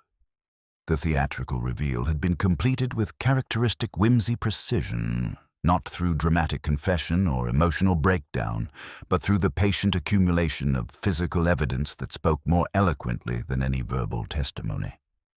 The stage was set for the final confrontation, but the careful architecture of deception had already been exposed with surgical clarity, revealing not the desperate violence of a panicked criminal, but the calculated artistry of someone who had spent years perfecting the transformation of trust into systematic betrayal. As the evening mist began to gather around St. Botolph's ancient stones, Wimsey reflected that the most effective revelations were those that allowed their subjects to condemn themselves through the very precision of their own elaborate preparations. Mrs. Vale had created a masterpiece of deceptive theater, but theater, as any experienced detective knew, invariably revealed the presence of its director through the very sophistication of its staging. The silence that followed Wimsey's systematic demolition of Mrs. Vale's elaborate deception possessed that particular quality which attends the moment when comfortable illusions surrender to uncomfortable truths. The ancient vestibule, witness to centuries of more conventional human drama, seemed to hold its breath as the assembled company absorbed the implications of what had been so elegantly revealed. Mrs. Vale remained beside the Gothic font, her silhouette framed by windows through which October twilight filtered with judicial impartiality. Her careful composure, though still elegant, now bore the unmistakable strain of someone whose masterpiece of deceptive theater had been dissected with surgical precision. "Mrs. Vale," Wimsey began, his voice carrying that dangerous mildness which those who knew him well recognized as profound concentration, "your performance yesterday evening was, in its own way, a master class in misdirection. Every detail calculated to create a specific narrative, that of a desperate Harold Winterbourne confronting his victim in a moment of panic. Yet theatrical productions, however carefully rehearsed, invariably leave traces of their artifice." He produced from his waistcoat pocket a small leather notebook whose pages bore the meticulous handwriting of professional documentation. Mr. Dacre's research notes make fascinating reading. They reveal not merely the fraudulent nature of the Winterbourne inheritance, but the systematic embezzlement that has funded your household's comfortable circumstances. The irony is exquisite. You stole from what was your husband's already. Reverend Vale started forward with sudden comprehension. "Constance, surely there must be some mistake." "No mistake, Reverend," Wimsey continued with judicial precision. "Your wife has been systematically diverting donations intended for church restoration while you remained unaware that you are the legitimate heir to Mill End Cottage, property worth considerably more than her accumulated thefts. When Mr. Dacre's research threatened to expose both her systematic fraud and your rightful inheritance, she chose murder rather than confession." Wimsey moved to demonstrate the physical evidence with methodical precision. "Let us reconstruct the actual events. At 4:40 yesterday afternoon, Mrs. Vale made an unusual purchase of chlorodyne from Garland Pike. Not for genuine migraine, but for more sinister purpose. She then proceeded to the Wold Arms, where a brief, seemingly innocent conversation with Mr. Dacre resulted in laudanum-laced refreshment. By 5 o'clock, he was rendered unconscious. The systematic demonstration continued as Wimsey indicated each piece of evidence. "During Ivy Pott's absence, and while you locked the church, Reverend, your wife had her critical window.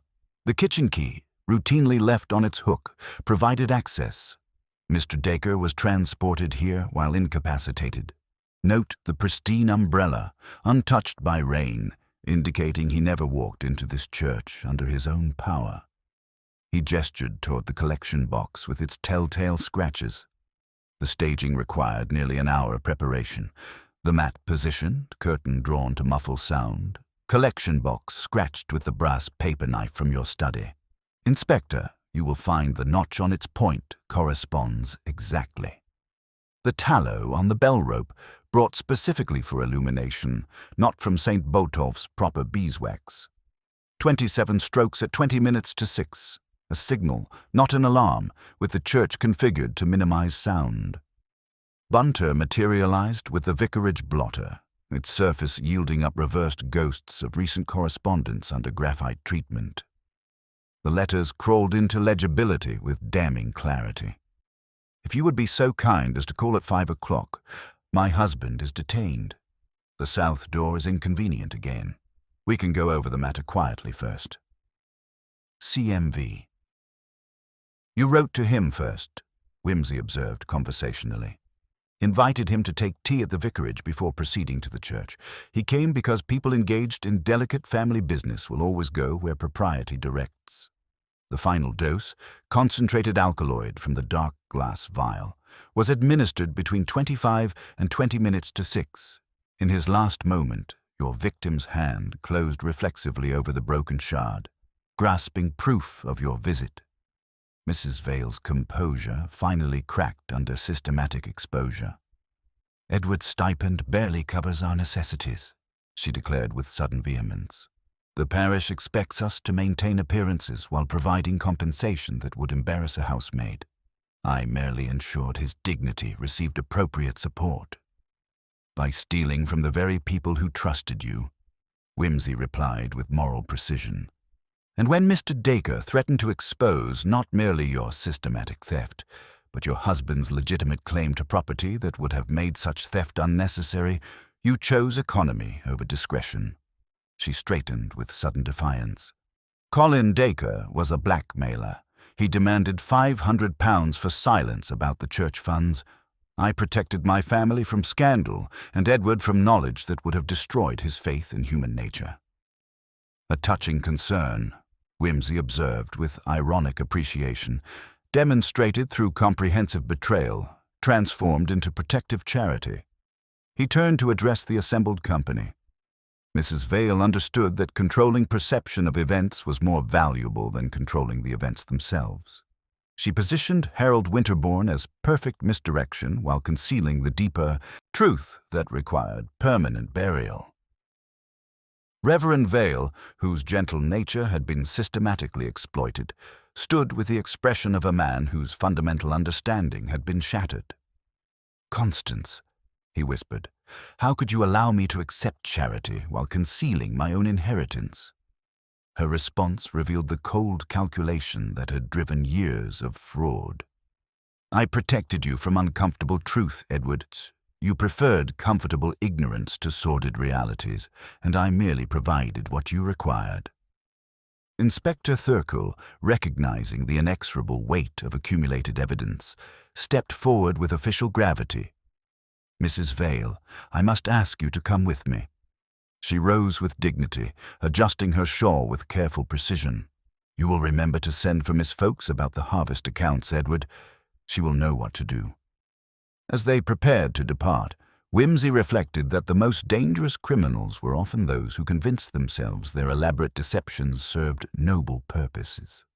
Mrs. Vale had created a masterpiece of systematic fraud justified through protective charity, but protection requiring murder for its maintenance had revealed its true nature with devastating clarity. The culprit had been unmasked not through dramatic confession, but through patient accumulation of evidence that spoke more eloquently than any verbal testimony. The ancient Vestibule had witnessed the exposure of someone who had transformed trust into systematic betrayal, marriage into elaborate deception, and parish charity into the most comprehensive fraud of all. Outside, the October dusk laid its chill hand upon the garden like a parishioner demanding final subscription to truth's uncomfortable accounts. The silence that descended upon St. Botolph's vestibule as Mrs. Vale prepared to depart possessed that particular quality which attends the moment when elaborate deceptions surrender to uncomfortable truth. Yet before Inspector Thurkell could complete the formalities of arrest, the sound of hurried footsteps echoed through the ancient porch, and Harold Winterbourne appeared, escorted by a constable with the resigned air of a man who had spent the afternoon pursuing a suspect who seemed determined to return to the scene of his alleged crime. Harold stood in the doorway, his truculent misery evident in every line of his weather-beaten face, taking in the assembled company with the expression of a man who had discovered that the world's rules applied to him with uncommon persistence. "I didn't poison nobody," he declared hoarsely, forestalling all rhetoric. "I came to the church yesterday, yes, because I heard there was a man as knew something about my aunt's will. I looked in at the south door, heard voices and that bell ringing, and I ran because I've no luck with parsons or policemen. That's God's truth." "Harold," Reverend Vale said with dreadful gentleness, "you forced my kitchen door last month when you examined the registers." Harold's gaze dropped with the weight of honest shame. "Aye, I took the key when the maid was out. I wanted the truth, and the truth wasn't printed for me polite-like. But I didn't kill that man, whoever he was. I'm a damned fool, but I'm not a murderer." "On the contrary," Wimsey observed with judicial precision, "you have been extremely useful, though not in the way you intended. Your prior assault upon the kitchen lock provided the very scratches Mrs. Vale required for her theatrical staging. She merely improved upon them from within to create the appearance of external tampering. You supplied the groundwork for a deception whose climax was altogether beyond your capabilities. Bunter materialized with the systematic efficiency of a well-trained archaeologist, producing evidence that spoke more eloquently than any verbal testimony. Upon the vestry table, he arranged a porcelain teacup bearing the telltale residue of laudanum, a guttered tallow candle, and a brass paper knife whose point showed fresh damage. "From the parish pageant supplies, my lord," he reported with quiet satisfaction. Miss Fowkes maintained most exact inventories. One candle missing, one paper knife borrowed and returned with its extremity newly malformed. The same hand that prepared these theatrical properties also corrected the hymn-board numbers. Miss Fowkes, whose bosom had become a battlefield between lesser and greater virtues, looked at Mrs. Vale with tears of complicated loyalty. "Constance, you might have told me. I should have helped with—" She stopped, appalled by what she had nearly admitted, then added feebly, "with the proper accounts." "You did help," Mrs. Vale replied, and the bleak humor in her voice carried the first honest emotion she had displayed. "We have been a very helpful parish indeed." Wimsey's attention turned to the broader implications of systematic deception. "The financial arrangements that sustained your comfortable circumstances, Reverend, extended far beyond simple embezzlement. Miss Fowkes provided the accounting expertise necessary to transform community generosity into private investment through creative redistributions of memorial donations, restoration funds, and charitable bequests." The revelation struck Reverend Vale with the force of theological revolution. His wife's railway shares, her careful management of household expenses, the modest prosperity that had allowed him to maintain clerical dignity, all had been purchased through comprehensive betrayal of the very community he served. "The property inheritance," Wimsey continued, addressing the assembled company with clinical precision, "provides the final irony. Mrs. Agatha Winterbourne's research revealed not Harold's illegitimacy, but the fraudulent nature of her own family's claim to Mill End Cottage. You, Reverend, are the legitimate descendant of the original owner. Your wife stole from funds that were rightfully yours already, while positioning you to accept charity for property you owned by birthright." Mrs. Vale, her elegant composure finally cracking under systematic exposure, adjusted her shawl with desperate precision. "Edward lives in a world of sermons and hymns," she whispered, her voice carrying the brittle quality of breaking glass. "Quite oblivious to the sordid realities required to maintain even a semblance of dignity in this parish. I merely manage the unpleasantness, as I always have." Her eyes met Wimsey's with chilling detachment. "One does one's best, Lord Peter, in a world that offers little appreciation for practical solutions. But it seems even the most carefully constructed edifice must eventually succumb to the relentless chipping of inconvenient truth." Inspector Thurkell, recognizing the moment when confession rendered further investigation superfluous, stepped forward with official gravity. "Mrs. Vale, you must come with me now."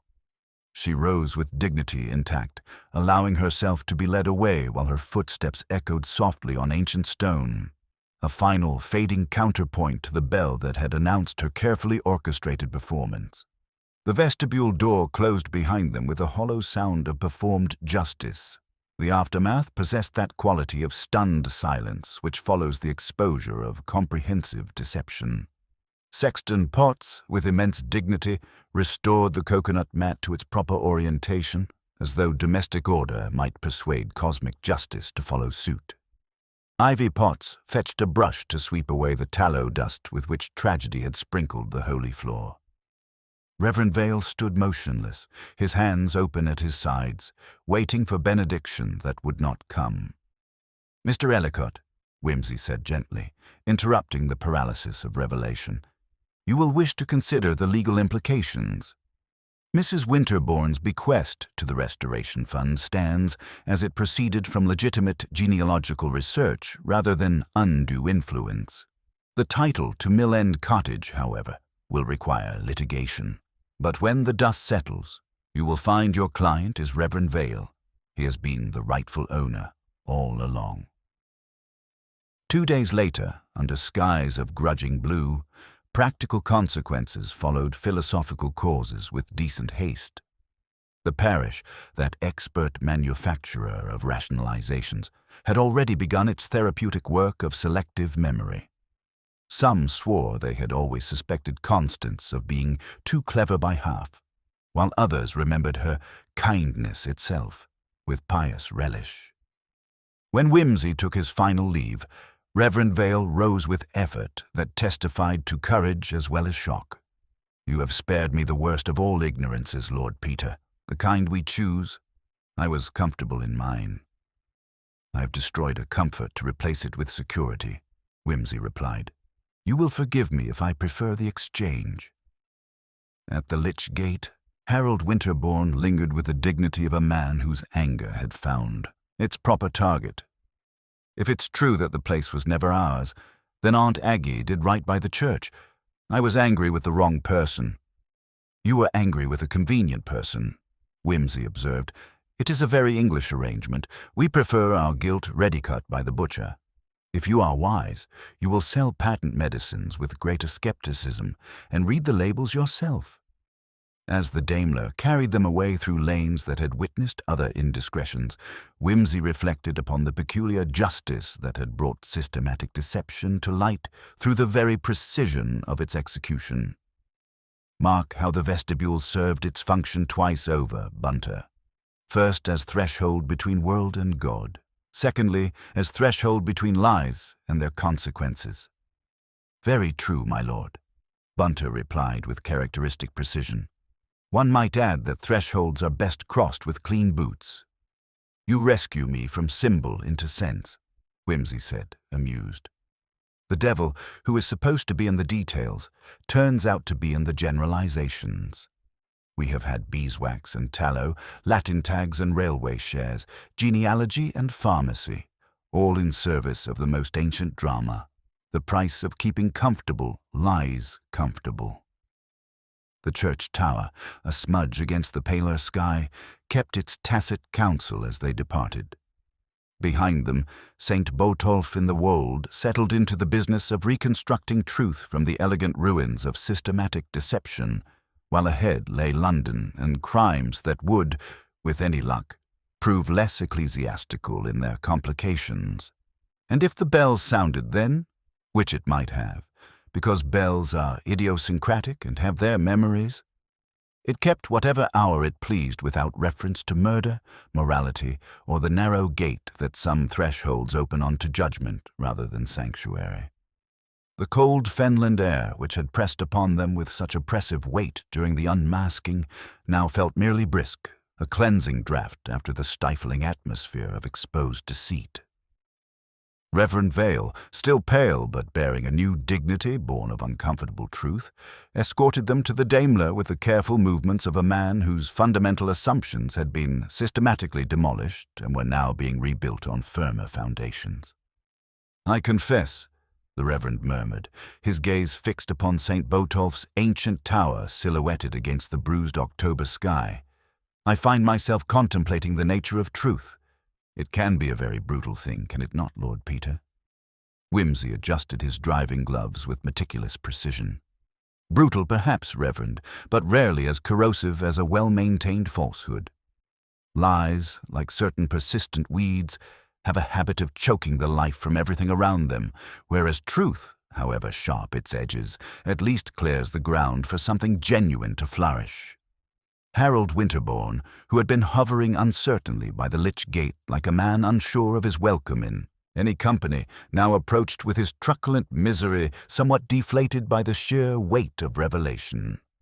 "So all that fuss about Aunt Agatha's will," he said, his voice still gruff but lacking its former belligerence. "And it turns out that the whole blessed inheritance wasn't even ours to begin with. I suppose I owe you an apology, Reverend, and gratitude, Lord Peter, for showing me what a proper fool I've been making of myself." "A common human failing, Mr. Winterbourne," Wimsey replied with that combination of charity and ironic precision which marked his most philosophical moments, and one that, unlike certain others, rarely merits a prison sentence. "Perhaps you will find greater satisfaction in patent medicines whose virtue lies in their demonstrable efficacy rather than their ability to obscure inconvenient facts." As the Daimler pulled away from St. Botolph in the Wold, leaving the ancient church to digest its newly revealed secrets, Wimsey found himself reflecting upon the peculiar mathematics of systematic deception that had been so thoroughly dismantled in the vestibule's Gothic shadows. "Bunter," he observed, settling comfortably against the leather upholstery, "I find myself considering the curious architecture Mrs. Vale constructed. Years of patient embezzlement disguised as domestic economy, all culminating in one evening's theatrical murder designed to protect secrets that were themselves protecting lies. There is something almost artistic in the efficiency of such comprehensive self-destruction." "Indeed, my lord," Bunter replied, navigating the treacherous fenland lanes with characteristic competence.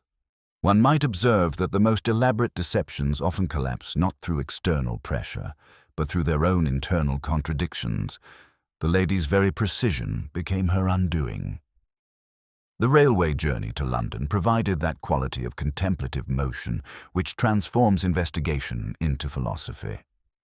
As the fenland landscape receded into evening mist, Wimsey reflected that Mrs. Vale's tragedy lay not merely in her capacity for murder, but in her inability to recognize that the very problems she sought to solve through systematic fraud could have been resolved through honest revelation of her husband's legitimate circumstances. 3 days later, correspondence began to arrive with that mixture of official gravity and human complexity which marks the aftermath of provincial scandal. Inspector Thurkel's square, sober hand conveyed the essential developments. Mrs. Vale charged with murder and remanded pending trial. Miss Fowkes granted immunity in exchange for her cooperation and meticulous records. Harold Winterbourne discharged without stain beyond the ineradicable one of temperament. More significantly, a letter from Birmingham revealed that Colin Dacre, possessing the professional caution of a man who trafficked in dangerous secrets, had deposited sealed duplicates of his research with Hartwell and her associates before departing for his fatal appointment. The documents, released under legal supervision, contained not merely the genealogical proofs they had expected, but a complete draft conveyance returning Mill End Cottage to its rightful heirs. Evidence that the hand which killed him had been working, with almost comic irony, to regularize the very transfer it sought to prevent. Dacre combined extortion with excellent paperwork, Wimsey observed to Bunter as they reviewed the correspondence in the Piccadilly Flats' comfortable library.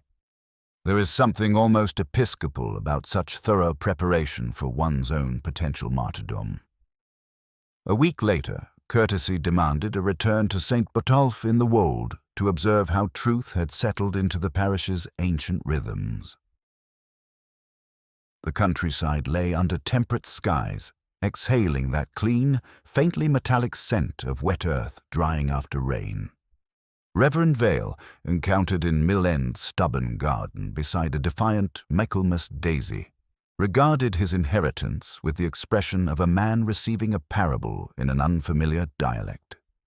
"I suppose there will be neighbors who say the Lord has made it all right," he said with a dryness that suggested recent acquaintance with the world's actual accounting methods. "I am not entirely comfortable with thanking him for it." "Thank him, if you like, for structure," Wimsey suggested. "There are documents and legal procedures, and the law labors like an honest cart horse. The Almighty is perhaps too easily credited with roads that men lay down for themselves." Miss Fowkes, encountered at the vicarage with her bonnet fastened in battle array, announced her resignation from the purely financial aspects of parish life. She had accepted a position with the diocesan orphanage at Ely, where, she observed with characteristic precision, an organ is a safer instrument than a ledger. The parish itself, being an organism with robust survival instincts, had begun the therapeutic work of selective memory. Within days, the Wold Arms discovered that its whiskey improved markedly when discussed alongside the precise sequence of 27 bell strokes. Mrs. Jarvis, whose illness had always sensitized her to others' shortcomings, remembered having declared more than once that Mrs. Vale's accounts were too tidy to be honest. Back in London, surrounded by the civilizing influences of reliable plumbing and coffee acquired through legitimate commerce, Wimsey allowed the case to complete itself with the stately progression of a well-constructed fugue. On an evening when rain exhibited the well-bred restraint of metropolitan precipitation, he sat with Parker over tolerable Burgundy, recounting the investigation with that mixture of satisfaction and philosophical reflection which marked his most successful conclusions. "So you think she believed herself virtuous?" Parker inquired, displaying that gift for penetrating questions which made him valuable, beyond his official capacity. "Naturally," Wimsey replied. "Very few people are wicked by their own lights. It represents an expense account they seldom allow themselves. Mrs. Vale constructed a system wherein any means preserving appearances became moral by definition. She transformed protective charity into systematic fraud, then murdered to protect the very deceptions that had made murder unnecessary." Inspector Thurkell's final visit brought a small package containing the bell rope's severed end, preserved in beeswax by Sexton Potts as a memento of their investigation. The tallow trace remained perceptible like an anachronism, bearing the faint dignity of relics that have witnessed truth's uncomfortable triumph over comfortable deception. "Excellent," said Wimsey, examining the rope with archaeological interest. "We shall keep it to remind us that even in churches, the wrong candle leaves a permanent stain." He placed it upon the shelf between a tobacco jar and an impudent bronze of Hermes, that cheerful deity who presides impartially over thresholds and misapprehensions, travelers and thieves, messages delivered and truths long buried. "You see, Bunter," he observed as the evening settled around them with London's particular blend of comfort and mystery, "vestibules are not really places at all. They represent the geometry of passage, and murder, in this case, was merely Mrs. Vale's attempt to draw a straight line through a fundamentally crooked world." "Very good, my lord," Bunter replied with characteristic precision. "Shall I lay out the grey suit for tomorrow?" "Do," said Wimsey. "We have promised ourselves a day without funerals, and it would be ungracious to disappoint the suit."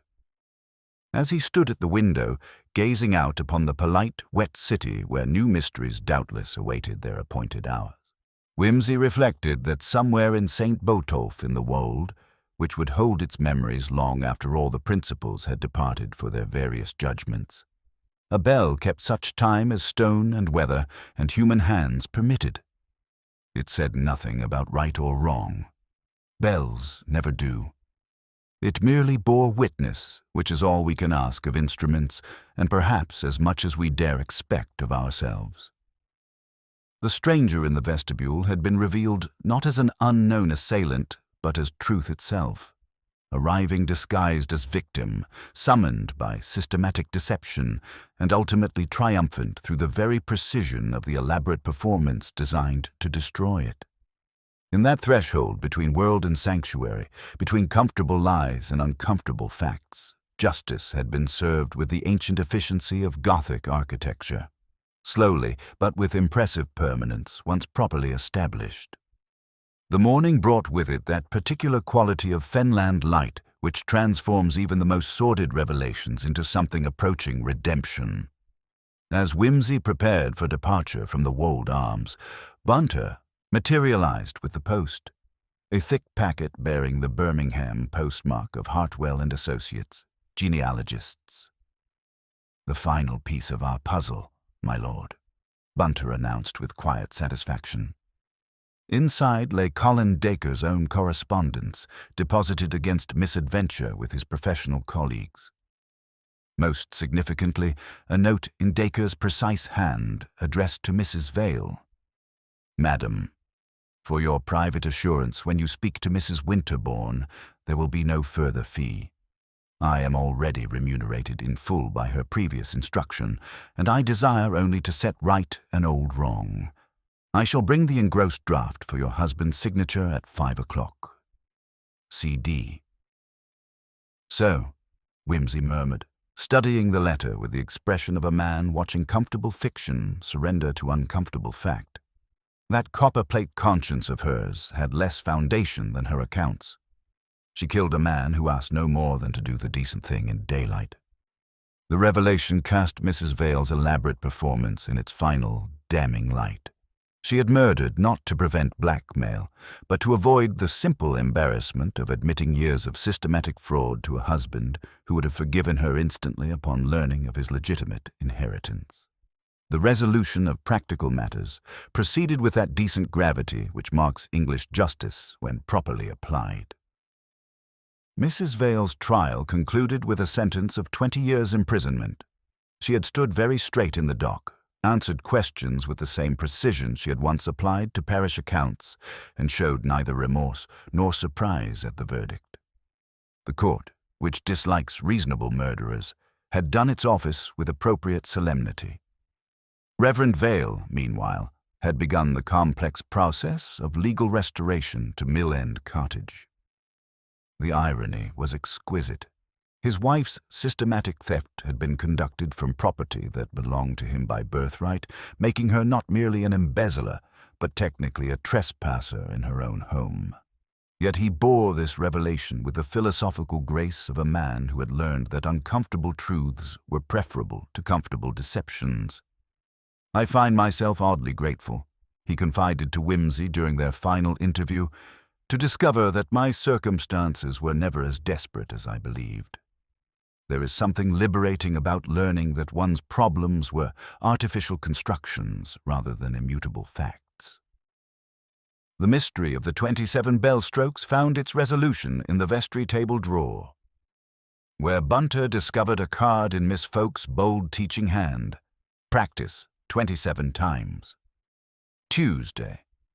The ringers had established this discipline the previous Michaelmas.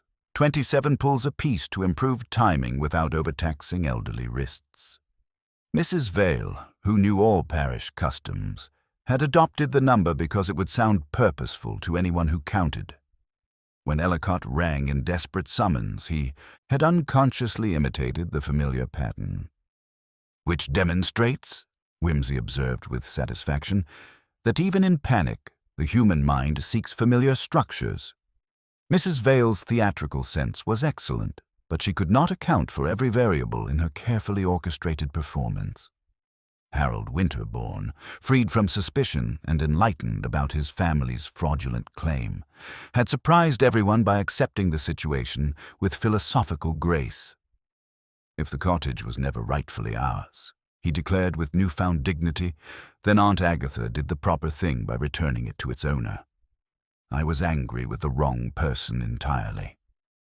As the Daimler carried them away from St. Botolph in the Wold through lanes now innocent of mystery, Wimsey reflected upon the peculiar mathematics of systematic deception that had been so thoroughly exposed in the ancient vestibule.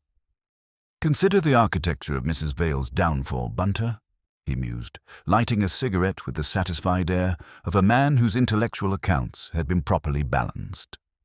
She spent years constructing elaborate deceptions to protect her husband from knowledge that would have solved all their difficulties. She murdered to preserve secrets that were themselves protecting lies. There is something almost Sophoclean in such comprehensive self-destruction. From his waistcoat pocket, he produced the bell rope fragment that Sexton Potts had presented as a memento. Hemp bearing the faint trace of tallow like a permanent reminder that foreign substances leave indelible marks even on the most sacred instruments. The Gothic element in this affair, Wimsey continued examining the rope with archaeological interest, lay not in supernatural manifestations, but in the chilling realization that the most grotesque horrors are often meticulously crafted within the confines of polite society. Mrs. Vale transformed protective charity into systematic fraud, then murdered to maintain deceptions that required no maintenance whatever. 6 months later, correspondence from the Fenlands reported the parish's complete recovery from scandal. Mill End Cottage, legally restored to Reverend Vale, had been let to a retired schoolmaster whose rent provided comfortable income for legitimate church restoration. Miss Folks, now established at the diocesan orphanage in Ely, wrote that she found children's honest misbehavior considerably more restful than adult proprieties. Harold Winterbourne had been promoted by his employers, who admired what they termed his integrity under difficult circumstances. The church itself had acquired modest celebrity among ecclesiastical historians as a case study in systematic fraud disguised as charitable stewardship. A memorial window dedicated to Colin Dacre with the inscription, "Greater love hath no man than this, that he lay down his life for truth's sake," cast colored light across the vestibule where truth had finally triumphed over elaborate deception. Wimsey placed the bell rope fragment upon his library shelf between a tobacco jar and the bronze Hermes. That cheerful deity who presides impartially over thresholds and messages, travelers and truth long buried. The rope served as permanent reminder that even in churches, the wrong candle leaves an indelible stain. "You see, Bunter," he observed as London's civilized darkness gathered outside their windows, "vestibules are not really places at all. They represent the geometry of passage. Mrs. Vale's murder was merely her attempt to draw a straight line through a fundamentally crooked world. But geometry, like justice, possesses its own internal logic, which elaborate deceptions invariably violate." "Very good, my lord," Bunter replied with characteristic precision. "Shall I lay out the grey suit for tomorrow?" "Do," said Wimsey. "The British Museum awaits, and one must hope their catalogues contain fewer corpses than Fenland churches. Though, if there should be a small discrepancy in a footnote, one must be prepared for all contingencies, my lord." As he stood at the window gazing out upon the polite city where new mysteries doubtless awaited their appointed hours, Wimsey reflected that somewhere in St. Botolph in the Wold, the ancient bell kept such time as stone and weather and human hands permitted. It said nothing about right or wrong. Bells never do. It merely bore witness, which is all we can ask of instruments, and perhaps as much as we dare expect of ourselves. The stranger in the vestibule had been revealed not as an unknown assailant, but as truth itself. Arriving disguised as victim, summoned by systematic deception, and ultimately triumphant through the very precision of the elaborate performance designed to destroy it. In that threshold between comfortable lies and uncomfortable facts, justice had been served with the ancient efficiency of Gothic architecture. Slowly, deliberately, and with impressive permanence once properly established. The case was closed, the accounts balanced, and Lord Peter Wimsey, having once again demonstrated that the most effective revelations are those that allow their subjects to condemn themselves through the very sophistication of their own preparations, turned his attention to tomorrow's crossword with the satisfied air of a man who had successfully transformed murder into mathematics and found the equation perfectly, if somewhat grimly, balanced. Thus concluded the affair which the official records would remember as the St. Botolph poisoning case, though those who understood its deeper implications recognized it as a meditation on the price of maintaining elaborate deceptions in a world where truth possesses its own architectural principles, requiring solid foundations regardless of the decorative elements we might prefer to display.